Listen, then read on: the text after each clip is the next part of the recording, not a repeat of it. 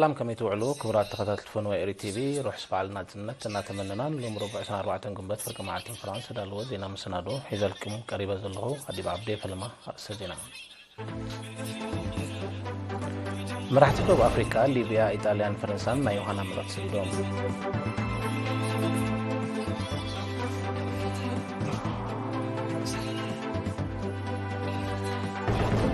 حزب إرترا وشتن وطان سنة 4 قنبات بلعو الحابنن بروح تسفان تقبلوا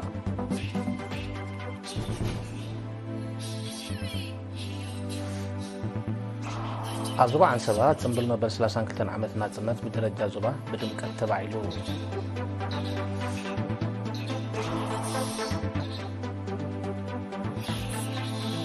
أمريكا مسدسي تايوان زلوان نقداو ركبات كتقوارد تاينا مال إسران سلستن قبت دقيمات زويعا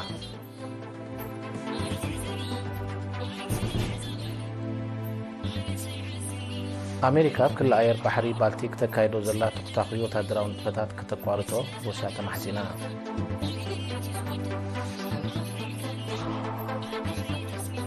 أبزوبا ماكلاي مبراك نحجي تمزجيبو زي فلت وعي زعبلو لقنتات آير كم تغست تقريتو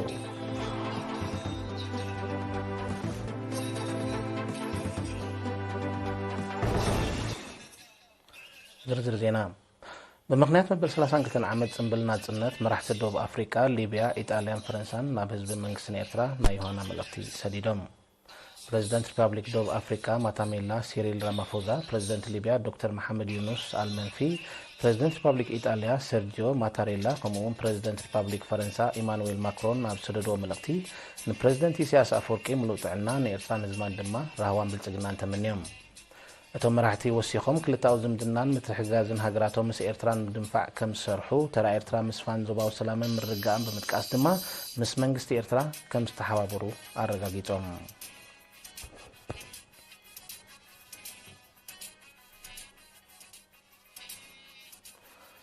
حزب إيرترا وشتن وطان 24 قنبات مبل 30 كلتن عمد سنبلنا تنت بلعو الحبنن بروح تسفان تقبلوها عبر سغتما ناس مراب 23 مشت باش حز غصر حزبي نابقودن حرنت من محز استفلاليا قجلتات بهل بزغربو موسيقى ومدبات كلهم سيوم ناتنتنا هي بجاغانو سماعتاتنا يزبلو إريناستو كستون تساتفتي نفلينت نايلو مزبن معالتي ناتنت بمتكاس نسماعتاتنا زوكل أما حمد زحزت وهي ناتنت أملا هاجر زبرو تعدت توساق دمكت كم زهبا قليتهم نساتو ماسعيبهم نزا جاغانو سماعتاتنا زورسنا ناتنت كنعقبان بالمعات كنكل عن حلافنتا لنا دحر مبال كبرتات حرنتا وقالسنان تكات ولدوتات موراس كاب كأن ملغتي نايزا خبرت علت كم زخوني أبريهم كاوت أزموتو زيغاتات بوغنوم نزي تنبل نبعال نبهاقرو ممتوم حابن كم سمعون بمتكاس عبقت نفس وكت ساتفاي زرع حقوسن بحافشا زول هواهون آزيو كم زمستوم حبيرم إذا خمزيلون كله نخبرنا تسمتن سل أستغف لواغان لو مساعد شدشنغو أسران حدن جزي مدفع تتوكيسو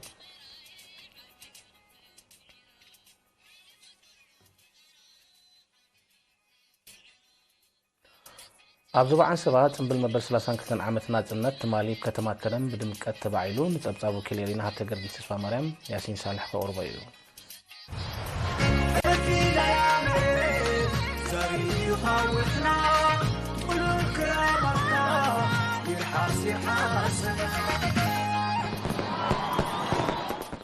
أبزوبا عن سبا مبل 30 كلتن عمت سنبلنا تنت إرترا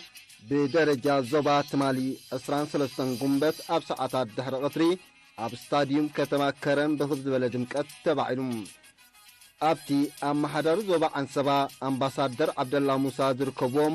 لعلوت سب السلطان من قستن قنبارن أززت سراويت مرحت هايمانوت عبيت عدن بأشحاد غطر حزبن زترخبلو تنبل نمدرخات منسان مع كابنات النتن دتا سجري مسجدلاتن زن صبارق ባህላውን ስነጥበባውን ሰራተታት ቀሪም እትምርኢት ንዓመታት አጥቃው ቃልስና ጽነትን ብዙክላ ሱሳን ክልተን ባንዴራታት ህዝባው ግንባርን ኤርትራን ብዝሓዙ ተማሃሮ ኣብ ጽዋ ናጽነት ዑደት ክገብር ንዝቐነየ ሓመድን ትርጉምን ብዝገልጽ ጭሩሕታት ከምኡውን ንመስርሕ ረፈረንደም መኸተ ወራራት ጃንዳ ወያነን ዘንጸባርቕ ትሕዝቶ ማዕሪጉ ነይሩ باسم أوها هاديش ماقل بعلات زوبا قال زسمعي أتو سراج حجي ንመላእ ህዝቢ ኤርትራን ሓይልታት ምክልኻሉን ዮሃና ድሕሪ ምባል ካብ ታሪኻዊት ናቕፋ ተበጊሳ ናብ መላእ ሃገር ዑደት ዝገበረት ጽዋዕ ህያብ ናጽነት ንምቕባል ንዝተረአየ ልዑል ሃገራዊ መንፈስ ሞጊሱ ኣመሓዳሩ ዞባ ዓንሰባ ኣምባሳደር ዓብደላ ሙሳ ብወገኑ ኣብ ዝሓለፈ ዓመታት ዘሰላሰልናዮ ናይ ልምዓት መደባት ዝምስገን እኳ እንተኾነ ናህሩ ብዝለዓለ ንምቕጻል ዓጸፋ ምስራሕ ከም ዘድሊ ብምጥቃስ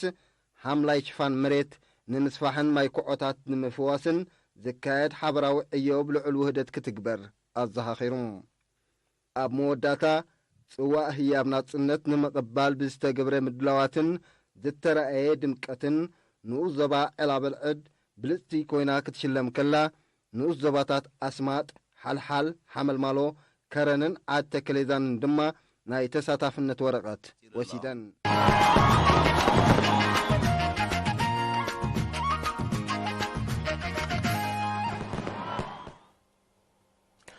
ካብ ጽምብላት ናጽነት ከይወፃና ኣብ ደቡባዊ ቀይሕ ባሕሪ መበል 32 ዓመት በዓል ናጽነት ብድምቀት ተጸምቢሉ ወኪል ኤሪና ኣሕመዳን መሓመድ መልክዕ ጸብጻብ ንዘዳለዎ ትሕዝቶ ሻም ተወልደ ካውርቦ እዩ መበል 32 ዓመት በዓል ናጽነት ብደረጃ ዞባ ደቡባዊ ቀይሕ ባሕሪ ቅያስጡም መስርዕ ብዝብል ቴማ ሎሚ 23 ግንቦት ኣብ ሰዓታት ንግሆ ኣብ ከተማ ዓሰብ ብልዑል ድምቀት ተጸምቢሉ ኣብቲ ኣመሓዳሪ ዞባ ኣምባሳደር መሐመድ ስዒድ ማንታይ ሓለቓ ስታፍ ዝምብራቕ ኮሎኔል ፀሃየ ወልዱን ሱልጣን ረሓይታ ዓብዱልቃድር ዳውድን ዝርከብዎም ናይ ክብሪ ዕድማትን ብርክት ዝበለ ህዝብን ዝተረኽብሉ ጽምብል ብብሎካት ህዝባዊ ሰራዊት ሓርነት ኤርትራ ሓይልታት ምክልኻል ኤርትራ ሓይሊ ባሕሪ ሓይሊ ኣየርን ሓይልታት ፖሊስን ዝቖመ ምርኢት ሰልፊ ምርኢት ፈጣናት ጀላቡ ያታው ትልሂት ከምኡውን ባህላውን ስነ ጥበባውን ምርኢት ቀሪቡ ኣምባሳደር መሐመድ ስዒድ ማንታይ ኣብ ዘስምዖ ቃል ናጽነት ረዚን ይትርጉሙ ልዕሊ ርዝነቱ ድማ ረዚን ዋጋ ይሓትት ድሕሪ ምባል ህዝቢ ኤርትራ ምእንቲ ናጽነቱን ሓርነቱን ከቢድ ዋጋ ዝሓተተ መሪር ቃልሲ ከም ዘካየደን ከም እተዓወተን ኣነጺሩ ቅድምን ልዕልን ኩሉ ዝስራዕ ሰላምን ርግኣትን ከም ዝኾነ ጠቒሱ ድማ ሳላስጡም ሓድነትን ስኒትን ህዝቢ ንጹር ራእይን ሓራ መስመርን መንግስትን ግንባርን ዝተዋሕሰ ስለ ዝኾነ ምኽስኳሱን ዝያዳ ምዕባሉን ይጽንሓለይ ዘይበሃሎ ከም ዝኾነ ኣስሚሩሉ ቃል ኣዋሃዲት ሽማግለ በዓላት ዘቕረበት ወይዘሮ ሓዋ መሐመድ ብወገና ጽምብል መበል 32 ዓመት ናጽነት ንምምጻእ ናጽነት በቲ ሓደ ንምውሓሳ ድማ በቲ ካልእ ብዝገልጽ ዝተፈላለየ መሰናዶታት ብድምቀት ንምጽምባል ብደረጃ ዞባ ሰፊሕ ምድለዋት ክካየድ ከም ዝጸንሐ ብምጥቃስ ንተራ ህዝቢ ኣካላት መንግስትን ኣሃዱታት እዚ ምብራቕን ሓይሊ ባሕርን ስለ ትዕዙዝ ኣበርክቶኦም ሞጊሳ እዚ ከምዚ ኢሉ እንከሎ ብዝተፈላለየ ትካላት መንግስትን ውልቅን ዝተዳለወ ስእላዊ ምርኢት ብኣመሓዳሪ ዞባ ኣምባሳደር መሐመድ ስዒድ ማንታይ ተኸፊቱ መደባት በዓል ናጽነት ኣብ ከተማ ዓሰብ ቀጽሪ ራስ ገንቦ ብመልክዕ ፌስቲቫል ክሳብ 26 ግንቦት ብባህላውን ዘመናዊ ሙዚቃ ቁሸት ህጻናትን ስእላዊ ምርኢትን ክቕጽል እዩ እዚ ከምዚ ኢሉ እንከሎ መበል 32 ዓመት መዓልቲ ናጽነት ቅያስጡ መስርዕ ኣብ ትሕቲ ዝብል ቴማ ኣብ ሰዋት ማል 23 ግንቦት ብዝተፈላለየ መሰናዶታት ተጸምቢላ ኣብ ተኣዛዚ ማእከል ስልጠና ሓይልታት ምክልኻል ኤርትራ ሜጀር ጀነራል ሮመዳን ዑስማን ኣውልያይ ኣዛዚ ማእከል ስልጠና ሃገራዊ ኣገልግሎት ኮሎኔል ድበሳይ ግደ ኣዘዝትን ስታፋትን ማእከል ስልጠና ሃገራዊ ኣገልግሎት ዝተረኽብሉ ድሙቕ ጽምብል ኣባላት መበል 35 ዙርያ ሃገራዊ ኣገልግሎት ብብሎካት ተኸፋፊሎም ምዕሩግ ወታደራዊ ሰልፊ ኣቕሪቦም ኣዛዚ ማእከል ስልጠና ሃገራዊ ኣገልግሎት ኮሎኔል ድበሳይ ግደ ዘስምዖ ቃል ብዑደት ጽዋዕ ህያብ ናጽነት ዝደመቐ ጽምብል ናጽነት በብኸባቢኡ ንዑ ብዝበቅዕ መደባት ይበዓል ምህላው ንትርጉም ናጽነት ዝኹልዕ ከም ዝኾነ ገሊጹ ኣብ መወዳእታ ኮሎኔል ድበሳይ መንእስያት ተረከብቲ ሕድሪ ሰማዕታት ከም ምዃኖም መጠን ክቡር ዋጋ ዝተኸፍላ ናጽነት ብክቡር ዋጋ ስለ እትዕቀብን ስለ እትወሓስን ክብርታት ሕሉፍ ቃልሲ ብዝግባእ ወሪሶም ብልምዓት ክድርዕዋ ተላብዩ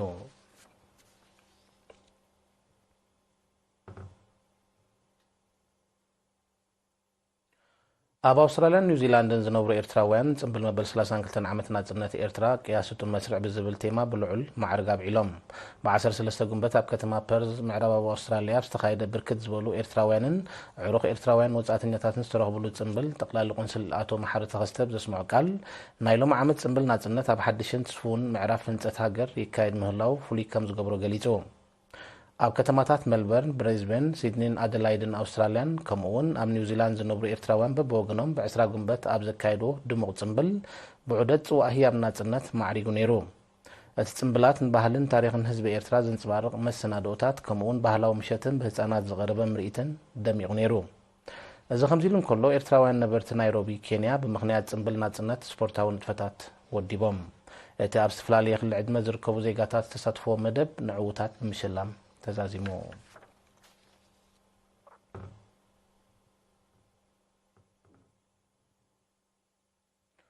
ب21 ግንቦት ንዞባ ማእከል ዝተረከበት ጽዋእ ህያብ ናጽነት ትማል 23 ግንቦት ኣብ ዳዕሮ ቃውሎስ ኣብ ዝተኻየደ ስነ ስርዓት ካብ ንኡስ ዞባ በሪኽ ንንኡስ ዞባ ጋላንፍሕ ተረኪባ ኣብቲ ናይ ምርኻብ ስነ ስርዓት ሄሊኮፕተር ሓይሊ ኣየር ኤርትራ ብትሑት ብራኸብ ምብራር ነቲ ጽምብል ድምቀት ክትውስኸሉ ከላ ማሓዳር ንኡስ ዞባ በሪኽ ኣቶ ተስፉ ፀሓቴን ብተምሃሮ ኮሌጅ ማይ ነፍሒ ህዝብን ሰራዊትን ተዓጂቡ ነታ ጽዋእ ንማሓዳር ንኡስ ዞባ ጋላንፍሒ ኣቶ መሓሪ ዮሃንስ ኣረኪብዋ ጽዋእ ህያብ ናጽነት ካብ ዓዲ ጓዕዳን ንቂላ ብዓዲ ቀቢላ ክሳብ ዓዲ ሓሙሽተ ላጉዌን ዓዲ ራእሲ ዓደም ነገር ክትመውልዒን ኣብ ባርዳእን ተጓዒዛ ሓንብርታ ኣብ ዝኣተወትሉ ኣመሓዳር ንኡስ ዞባ ጋላንፍሒ ኣቶ መሓሪ ዮሃንስ ንክብርታ ጽዋእ ዝተዳለወ ሽግ ወሊዑ ኣብ ምሕዳር ከባቢ ስላዕ ዳዕሮ ኣብ ዝተኻየደ ኣመሓዳር ዞባ ማእከል ኣቶ ፍሳይ ሃይለን ዋና ካያዲ ስራሕ ዞባ ኣቶ ዘርኢ ተወልደ ብርሃን ዝተረኽብሉ ጽምብል ድማ ኣቶ መሓሪ ኣብ ዝስምዖ ቃል እቲ ንኡስ ዞባ ህዝባዊ ግንባር ኣብ 1977 ከቢድ ኩናት ኣንጻር ጽልኢ ዘካየደሉን ናይ ፈልማት ታንክ ዝማረኸሉ ምዃኑ እቲ ዝተማረኸት ታንክ ድማ ኣብ ስርሒት ፈንቅል ቅያ ከም ዝሰርሐት ብምጥቃስ ዑደት ጽዋእ ህያብ ናጽነት ነዚ ታሪክ እዚ ንምብርባርን ንምውራስን ዕድል ከም ዝፈጠረ ገሊጹ እቲ መደብ ዝተፈላለየ ስነ ጥባዊ መሰናዶታት ደሚቑ ነይሩ ብ24 ሚያዝያ ከም ናቕፋ ዝነቐለት ጽዋእ ህያብ ናጽነት ሎሚ ኣብ ስታዲየም ኣስመራ ኣብ ዝካየድ ወግዓዊ ጽምብል ንዝምልከቶ ኣካል ክትርከብ እያ ዝስዕብ ዜና ወፃኢ እዩ ንምክታልኩም ብኽብሪ ንዕድም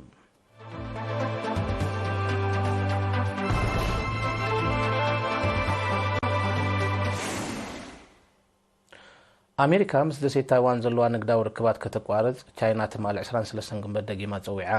ቻይና ነዚ ጻውዒት እዚ ዘቕረበት ኣሜሪካ ኣብ ዝሓለፈ ቅረባ መዓልታት ምስታ ደሴት ንግዳዊ ስምዓት ከም ተፈራረመት ድሕሪ ምቅልሑ እዩ እቲ ሽጉምቲ ነቲ ኣብ መንጎ ክልቲአን ሃገራት ዝጸንሐ ምትፍናን መሊሱ ዘኽርር ምዃኑ እዩ ሚኒስትሪ ጉዳያት ወጻኢ ቻይና ሓቢሩ ኣሜሪካ ኣካል ሉላዊ ግዛኣት ቻይና ኣብ ዝኾነት ደሴት ታይዋን ምትእታው ክትገብር ናይ ፈለማ ከም ዘይኮነ ቻይና ድማ ብትርኢኽ ትኩንኖ ከም ዝጸንሐት ጸብጻባት ይረድኡ እቲ ጉዳይ ካብ ቀንዲ ጠንቂ ምትፍናን ኣሜሪካን ቻይናን ኮይኑ ከም ዘሎ ናይ ቀረባ ተዓዘብቲ ይጠቕሱ ኣብ ውሽጣዊ ጉዳያት ካልኦት ሃገራት ዝግበር ምትእታዋት ጠንቂ ሕንፍሽፍሽን ጸጥታዊ ቅልውላዋትን ክኸውን ምጽንሑ ይፍለጥ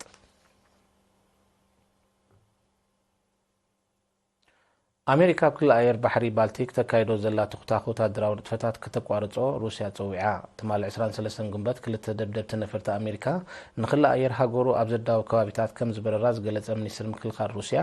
ሃገሩ ነዚ ስጉምቲ እዚ ብትሪ ከም ትኩንኖን ከም ትቃወሞን ኣፍሊጡ ሩስያ ነተን ኣብ ልምድ ምንባርን ዝተገልጻ ነፈርቲ ኣብ ኳሊማ ከም ዝመለሰተን ሓቢራ ኣላ ሩስያ ብዝሓለፈ ቀረባ መዓልታት እውን ናብ ክልል ኣየራ ከም ተጸጋዓ ዝገለጸተን ነፈርቲ ኺዳን ሰሜን ኣትላንቲክ ኔቶ ዓጊታ ከም ዝመለሰት ዝዝከር እዩ ሩስያ ንዝተደጋጋሚ ተርእዮታት እዚ ንምግታእ ኣብ ባሕሪ ባልቲክን ከባቢኡን ወታደራውን ጸጥታውን ዓቕማ ከተደልድል ምጽንሓ ናይ ቀረባ ተዓዘብቲ ይሕብሩ ኣብ ሓያሎ ሃገራት ማእከላይ ምብራቅ ክሊማዊ ነውፂ ዝጠንቁ ቅድሚ ሕጂ ተመዝጊቡ ዘይፈልጥ ዋዒ ዝዓብለሉ ኩነታት ኣየር ከም ተኸስተ መጽናዕታዊ ጸብጻባት ሓቢሮም ኣብቲ ዞባ ክሳብ 29 ዲግሪ ሴንቲግሬድ ዝበጽሕ ኩቱር ዋዒ ብምኽሳቱ ኣብተን ሃገራት ከቢድ ሻቅሎት ፈጢሩ ምህላው እቶም ጸብጻባት ይገልጹ እዚ ተመዝጊቡ ዘሎ ዋዒ ኣብቲ ዞባ ክምዝገብ ካብ ጸንሐ ንቡር መጠን ብ2.7 ዲግሪ ሴንቲግሬድ ከም ዝዛይድ እዩ ዝጥቀስ ዘሎ ኣብ ዞባ ማእከላይ ምብራቅ ጥራይ ዘይኮነ ኣብ ካልእ ከባቢታት ዓለምና እውን መጠን ዋዒ እናዛየደ ይመጽእ ከም ዘሎ ይግለጽ ኣብዚ መጽእ 5 ዓመታት ብደረጃ ዓለም ዝለዓለ መጠን ዋዒ ክኽሰት ከም ዝኽእል ክኢላታት ሜትሮሎጂ ዝሓለፈ ቀረባ መዓልታት ምእማቶም ዝዝከር እዩ ኣብ 2015 ኣብ ከተማ ፓሪስ ፈረንሳ ዝተበጽሐ ኣህጉራዊ ዋዕላ ክሊማ ገምጋም ሙቐት ዓለምና ካብ 1.5 ዲግሪ ሴንቲግሬድ ከይሓልፍ ምግታእ ምንባሩ ይፍለጥ ይኹን እምበር ነቲ ስምዕ ንምትግባር ዝጥቀስ ስጉምታት ይውሰድ ከም ዘየለ ጸብጻባት ይረድኡ ኣብ መንጎ ኣርሜንያን ኣዘርባይጃንን ዘሎ ምትፍናን ሰላማዊ መዳይ ንምፍትሑ ብሩስያ ዝተወስደ ተበግሶ ጽቡቕ ኣንፈት ሒዙ ከም ዘሎ ተቓሊሑ እዚ ዝተሓበረ ቀዳማይ ሚኒስተር ኣርሜንያ ኒኮል ፓሽንያን ብ22 ግንቦት ኣብ ዝሃቦ ጋዜጣዊ መግለጺ ኣዘርባይጃን ጸጥታ ውሕስነት ናይቶም ኣብ ኣከራኻሪ ዞባ ናጋርኖ ካራባኽ ናይ ዝነብሩ መበቆል ኣርሜንያ ዘለዎም ምስ ተረጋገጽ ሃገሩ እቲ ዞባ ከም ልኡላዊ ኣካል ኣዘርባይጃን ኣፍልጦ ክትህብ ድልውቲ ምዃና ድሕሪ ምግላጹ እዩ ቀዳማይ ሚኒስተር ፓሽያን ክልቲአን ሃገራት ኣብ ቀረባ መጻኢ ነቲ ጉዳይ ኣመልኪተን ዘተኸካይዳን ኣብ ዘላቒ ስምዕ ክበጽሓን ጽኑዕ እምነት ከም ዘለዎ ኣነጺሮም إذا حديث تسفى سلام زغلقل زلو بإوروبا حبرتن أمريكان ستوزدت بقصوتات بزي فرد دحرم بتانو سراويت كلتين هاجرات نابكينات كيم روحو زسقق هنتات كم تفترة كقا واحدة مصنحيوم بس دما أذربيجان أرمينيا ناب قربا مصاي ذات السلام بمكيات سمع ختمه تسفاهم زلو تنتهلو كنتات يقلصلوم إذا ناكال سوفيت حبرت زنبرا هاجرات كام فراست حبرت أتحيزن بقداي زوبا ناغارنو كاراباخ كتفاننان بغصال عدقاو قجت ككايدان نصنحن يزحبر أب أمريكا بزحلف حمش عامتات لعل حد الشيخ متقعتات فوكيس برت أبابات تمرت خم تفتصم حدش مصنعتاوي تصبصبانه جيروم اتتصبصب نوانነት فوكيس برتن عزم محاضر لحلح حقن اب لعل حزب فتيرون زلو تصطاو سغاتن زوردو خساراتاتن زغلح مخانيم تطابقت مسلق سب زغلص زلوم اب 2022 طراي مغزفتن مغسلتن 277 زسعبه لعل 300 متقعتات فوكيس برت اوشتا ابيات تمرت خم تخايده استقوسو تم تصبصبات مكتخ غبرلو صوع سلاماو سلفات الله عيلو منبارو يذكر مسرت تصبصب حدثيسو خاولدي دقم أبز مهارولن أبيات تمرت متقعت فوكس برت كيف تصم علتاوي كم سقو يتكاس أب حقوانነት ውልቃው ብረት ለው ተخግበር በተደጋጋሚ ዘቀረበ ጻውዒት ህዝቢ ዛጊት ሰማዕ እዝኒ ከም ዘይረኸበዩ ዝሕበር ዘሎ ዛጊት ኣብ ትሕቲ ቁጽር ክውዕል ዘይከኣለ ዞባ ኣልቤርታ ካናዳ ተኸሲቱ ዘሎ ሓደጋ ባርዕ ምሮር ከቢድ ብከል ኣየርን ኣከባቢያዊ ዕንወትን የውርድ ከም ዘሎ ተቃሊሑ ኣሽሓት ኣባላት ኣህዱታት መጥፋእቲ ሓዊን ተኸሲቱ ዘሎ 91 ሓደጋታት ባርዕ ምሮር ኣብ ትሕቲ ቁጽር ንምእታው ኣብ ከቢድ ስራሕቲ ጸሚዶም ከም ዘለዉ ዝተቕሱ ጸብጻባት ንሱ ዝፈጥሮ ዒግታት ትኪ ኣብ ሰፊሕ ክፋልቲ ዞባን ወሰናስን ኣሜሪካን ብከል ኣየር ከም ዘሰዕበ ኣረድዮም ኣብቲ ከባቢ ዝሑል ኩነታት ኣየር ከጋጥም ምዃኑ ዝእምት ትንቢት ኩነታት ኣየር ብምህላው ኣብ ምጥፋእ ናይቲ ባርዕ ደገፍ ክህልዎ ትፅቢት ከም ዝግበር ሰመዚ ሲቪላዊ ድሕነት ካናዳ ገሊፆም እቲ ባርዕ ብዝፈጠሮ ስጋት ናይ ሰመዛብሉ ቁፅሪ ናብ ኣስታት 40,000 ከም ተገምገመ ዝተቐስቶም ጸብጻባት ልዕሊ 100,000 ሄክታር ከም ተሃሙኻ ነፂሮም ኣብዚ ዓመት እዚ ኣብ ዞባ ኣልቤርታ 496 ሓደጋታት ባርዕ መሮር ከም ተኸስተ ብሰንኩ ድማ 842,000 ሄክታር ጫካታት ከም ተሃሙኸ ጸብጻባት ይሕብሩ ነሳዕ ሰዳለው ሓፈሻዊ ዜና መሰናዶን ንዛም ቀንነጥብታቱ ክደግመልኩም መራሕቲ ደቡብ ኣፍሪካ ሊብያ ኢጣልያን ፈረንሳን ናይ ዮሃና መልእኽቲ ሰዲዶም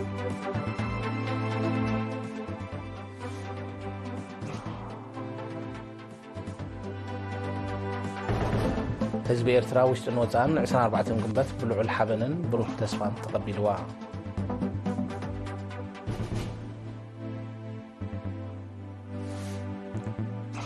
ኣብ ዞባ ዓንሰባ ጽምብል መበል 32 ዓመት ናጽነት ብደረጃ ዞባ ብድምቀት ተባዒሉ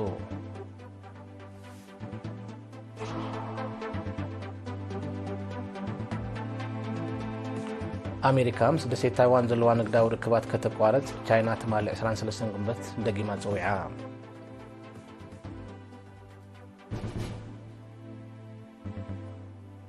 أمريكا بكل أير بحري بالتيك تكايدو زلا تختاخو تادراو نتفتات كتقوارتو روسيا تمحتينا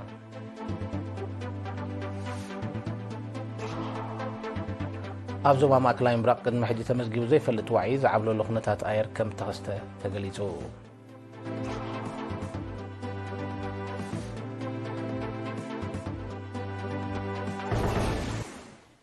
بارك زخوركم تعذبتن لهم ربع 24 قنبت فرق معتن فرنسا دالو زينا مسنادو بستزازي ملو سلامك تالكم نمسكن معتي